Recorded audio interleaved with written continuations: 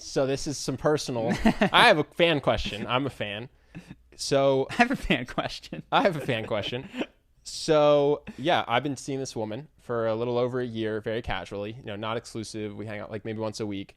And the reason that it's been so casual is because we both agree we're not good long-term partners for each other. So we like each other. We enjoy hanging out. Let's hang out for fun.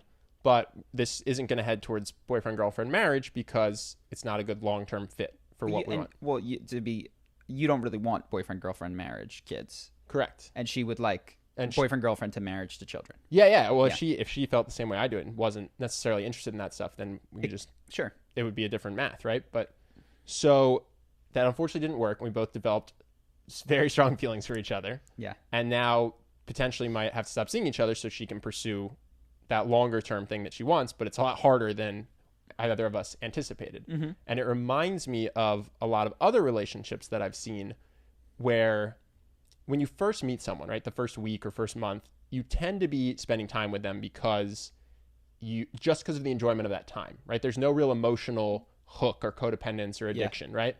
So you're not like, oh, I want to see this person because if I don't, I'm going to feel a lack. Mm-hmm. I'm going to feel nauseous or something. You're just like, oh, I want to see this person because they make me laugh or we have good chemistry. But I see this in a lot of my friends' relationships. I see that in my past relationships. At some point, romantic relationships in particular seem to switch to this idea of, oh, being without this person would be pain. Yeah. It's not like, oh, I'd rather hang out with this person for the 5th night in a row than my friends because it'll be really fun. Some couples are like that. Mm-hmm. But it's this sense of like, oh, I wish I could spend my time differently, but I don't want to break up or risk breaking up or whatever it is. Or I don't want to be with this person. I don't want to date them.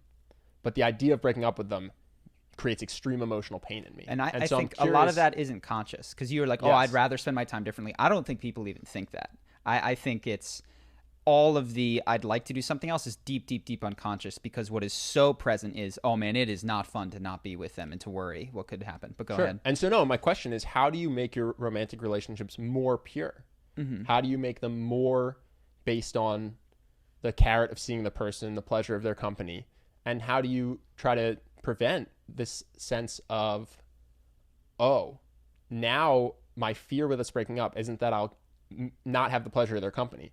It's that I get nauseous thinking about their absence because I'm basically an addict in the same way that if you take away heroin from someone, they have physical symptoms, right? The nausea, amnesia, or sorry, not amnesia, insomnia, the lack of appetite. Like these are not symptoms that you get when you're told you can't play basketball.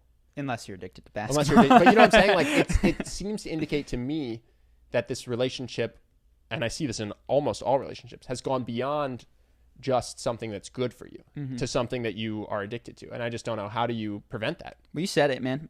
I think I'm a big believer that addiction is so much more prevalent than people will ever admit. I believe that addiction runs nearly everyone's life, including my own still, and I'm trying to free myself from my various addictions.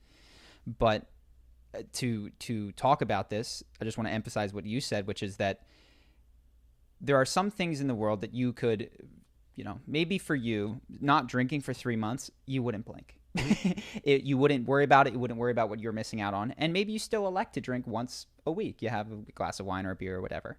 But the pain of not drinking is not strong. Yeah. And then there's someone else who thinks about not drinking and they go, well, I could, but oh man, that would be so bad. No, same for me. I love surfing. I love it enough to spend hours driving to the right surf spot, right? Mm-hmm. But if you said, oh, you can't surf for a year, I wouldn't have insomnia that night and I wouldn't feel nauseous when you told me. Yeah. So that's an indication to me of like a pure desire to do something. So do you have withdrawal symptoms when it's taken from you? Is a great question of, is this an addictive tendency? Yeah. And those symptoms would be, I think, nausea, lack of appetite, losing sleep. Generalized anxiety about that thing. What am I going to do without this? And if you think about that, this applies to everything from relationships to food for some people, relationships for everybody. I think the biggest one is thought. If you think what it is like to sit down and meditate and try to allow thoughts to go away, what rises other than withdrawal symptoms, anxiety, all these I gotta move, like need to get back into the world of thought. So how do you deal with that addiction? I think there's 2 ways to handle addictions and to keep relationships pure. One is to move up what I call the addiction ladder. And if you wanted to say at the bottom of the ladder are addictions that are positively life destroying. So like heroin will just rip you apart. Yeah. But say instead of heroin, you start smoking. That's a step in the right It's an upgrade. direction. It's an upgrade You know? if you can replace your heroin addiction. Sure. And instead of smoking, you start whatever, sucking your thumb or eating Oh, too much huge win. food. Heroin right? addict to thumb sucker? Yeah. Big win. Right? And at some point, people stop. I think most people stop on the latter at relationships. They just get into a codependent relationship and they go, this is life. This is what it is. Yeah. What I don't know what is better than a relationship. I've recently posited video games are a better addiction. I think this one depends on the person. Video game addiction has ruined lives. Yes. But some people can play it healthily. So for me, I went both ways. I had the video game addiction, and then I was like, forget this. I'm going to break. I snapped my StarCraft 2 in half after an 8-hour binge session. Now I'm going to focus on charisma and relationships. Yeah. And then I got addicted to my relationships. I went, okay, I'm back to video games. So you can move up the addiction ladder is one way. And then I think the ultimate thing is to figure out what is the seed of all addictions. And it's that you can view it from a number of different angles. You're not present. You're not giving yourself the love that is coming from the relationship. Whatever this thing, drugs, food, relationship, video games, is distracting you from, you haven't leaned into and faced. Yeah. This is random. Angel, did you feel this way with your breakup? Did you have any lack of appetite or insomnia or nausea or anything like that? Yeah, I did. And it was actually a while ago, and I still have trouble sometimes with sort of feeling like getting back to normal, because it does feel like I sort of cold turkey cut off an addiction. Mm-hmm. So the reason I asked is because I think it's really common in relationships. Yeah. Like, I don't think this is, some small part of the population is addicted to something. I see it in my friends, my past relationships, this current relationship that I'm potentially ending, and everyone else I ask. They go, yeah, that's what a breakup is. A breakup is horrible drug withdrawal where you can't sleep and then you quickly try to replace it with like eating ice cream or having sex with a bunch of random people or some you're like, you don't replace a healthy habit aggressively with other bad habits. Yeah. And so my question to you is, it's so prevalent. I see it as this very, very common thing that everybody seems to be suffering from, is this relationship addiction or codependence. And I guess, one, why does that happen so frequently in romantic relationships? Mm-hmm. And then two, what can people do so that their relationship what could my friend do? Can be more pure. So I see this. I know what I'm screwed. Yeah. It's too late for me. This is true. I'm already addicted. My question is more for other people. Next time or for for everyone, I tried to prevent this. I actually knew this was coming from my last relationship and still here I am. So it seems like it's so prevalent, and I was curious if you have advice. Well, I mean, I can work through it with you. I think treating it as an addiction gives some insight into, okay, so let's pretend this is alcohol. Mm-hmm. And you're like, oh, wow, I'm addicted to alcohol. You're like, I've been drinking rum every night. Yeah. I'm going to go, rum is gone. What do you think about me going out tomorrow night with vodka? Yeah. I'd be like, well, that's going to stop the symptoms. That's my go-to relationship move. I'm going to go get... Hold on. I've been a whiskey addict for 3 years. I'm going to try multiple different types of alcohol and see which one's not addicting. And you can do, to be clear, you could do beer. And you can't drink beer as quickly as you can drink rum. And you might see an improvement because you just physically can't stomach as much beer. Yeah. And okay, that is one beginner way to handle it. Is that going to solve the problem in any sort of long-term way? Absolutely not. Will it alleviate immediate symptoms? 100%. I kind of think that's what I'm going through now. Is for my last relationship, I was like, the best way to get rid of this relationship pain is just to date until I find someone I like. And then I did. I was like, oh, cool. I fixed that problem. Yeah. And so I feel like it's almost this backlog of heartache is what I'm going to have to experience. Tequila's not good for me. Well, that rum also. Yeah. I haven't tried vodka. And now I've tried vodka, and I'm like, if I stop now, I'm going to go through withdrawal for vodka, but maybe also for gin and rum. Yeah. And so I think alcohol again. Okay, so what would you will, first off, you would have to stop hanging out with your friends that went to the bar all the time. You can't do that. So, when Henry's downstairs on Hinge swiping, it provide you don't want to get off of this, but for someone who did want to get off of this, it would be okay. Stop hanging out with friends that treat relationships and relationship addiction like it's something cool. It doesn't mean you have to stop hanging. And quite frankly, you wouldn't want to hang out with your casual drinking friends either, who can handle it. So as someone that is not trying to get away from relationships, you want to go to a monastery. You want to hang out with people that are eschewing relationships for a while. Because otherwise you're just going to be, oh, God, look how happy they are. He's swiping and he's going on dates. So that would be one thing. the second is you could try the 12-step program. And I think part of what is important in that is it helps you dig out the roots of what drives you. And a lot of it for alcoholics, they find, is people that have hurt them or they've been hurt in the past, and is coming to terms and forgiving and making amends is a huge part. The other thing that they say is stepping into a view of life that has some sort of a higher power. I'm not religious, but I wonder how that applies to this, because I think when you view the world as like, oh God, I'm alone unless I'm in a relationship, it's probably very comforting to feel like, no, like I'm part of something larger, even if I'm not in this relationship. That's what my dog is for. Yeah, I think that's a good one. But then ultimately, I do think when I've explored deeper down the rabbit hole, when people are like, look, you want to get rid of all addictions, starting with the foundational one of thinking.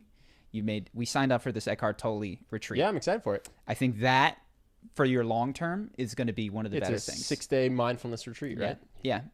Go be silent and quiet and meditate. Yep. Till it hurts. Yeah, some sort of meditative practice, including which may, in addition to some sort of therapeutic process of letting go of whatever traumas caused you to need to latch on. I think that's going to be what solves it in the long term. So yeah, it sounds like your strategy, which I would probably greenlight for most people, is treat the symptoms while creating a long-term plan to remove the foundation of addiction, which is an inability to experience discomfort now. Yeah. Well, my first I was like, oh yeah, my last breakup with my girlfriend of multiple years, I was like, oh, this is painful. What I'll do is I'll not date anyone as a girlfriend for multiple years. I'll just have all these casual relationships. Yeah. But I think there's some part of me that's deeply hypnotized by all the Disney movies I saw as a kid, by my own parents' very happy marriage, where I still want that life partner, that long-term relationship. And so I was like, oh, I'll just date casually. That's what my front brain says. And my subconscious was like, find true love, be with her forever. Yeah. And so, yeah, it's interesting because with the same person, at one point in February, we did call it off so that she could try to pursue something that was a more traditional marriage or heading towards marriage relationship. Yeah. And I wasn't upset, actually. Mm-hmm. She brought this up. I totally forgot that it even happened. She's like, yeah, you didn't seem to care. You like held me while I cried, and you just said it was going to be okay. It was for the best for me. I was like, oh, I was so selfless back then.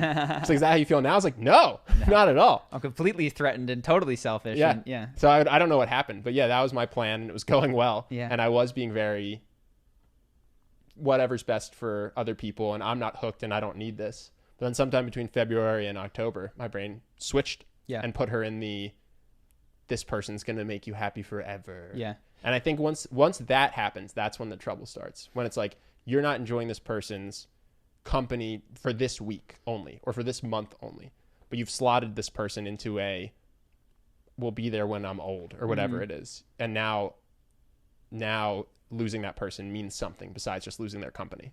Yeah, they become an insurance policy against future pain. Mm-hmm.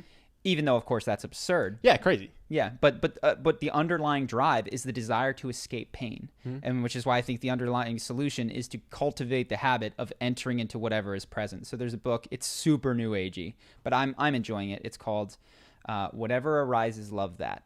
I'm glad you gave the title, by the way. Common criticism. Yeah. We mention books and not their titles. Well, oftentimes what I do is I mention it the prior week, and I'm like, oh, that book from last week, and I forget that not everybody is. So what's this one called? This one is called Whatever Arises, Love That. Very new agey. Doesn't mean that I subscribe to every sentence that is written in this book, but it is just love, love, love, love, love, love, love. And it's one of the principles, and I know you liked the one book that was basically just telling yourself, I love you, I love you, I love you. Yeah, love yourself like your life depends on it. Yeah. This goes, I would say, a level deeper than this, and it talks about how to handle the things that you hate about yourself. You know what I mean? Like, oh yeah, but here's what happens when you say I love you is you get, no, I don't, or I hate that thing, or I can't forgive that, and it talks about the complicated nature of things, and it's got an exercise in there where you say the words to yourself that you wish that you had heard from whoever you wish you heard them from. You just sit there for a minute and a half or two, and it affects you. Like if you take a deep breath, it will affect you, and you allow yourself to say it to yourself. The thesis being that whatever you think you're not getting from the world is what you are withholding from yourself. And ultimately the key is to cultivate the habit of he's got great sentences in there, which is like, you need to give yourself what you think you need from other people that they could never hope to give you. And I do believe that is true, and I'm trying to more frequently get in the habit of recognizing. There was another thing, and we talked to, sorry, I'm all over the place. Yeah, no.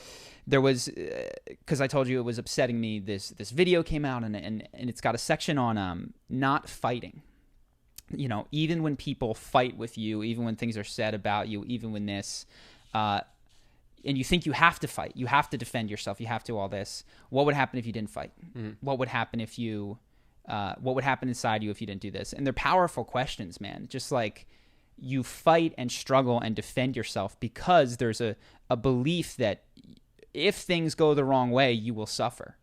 And when you can get to the point where you go, oh, I don't need to fight, what that underlyingly asserts is that nothing can happen that can harm me.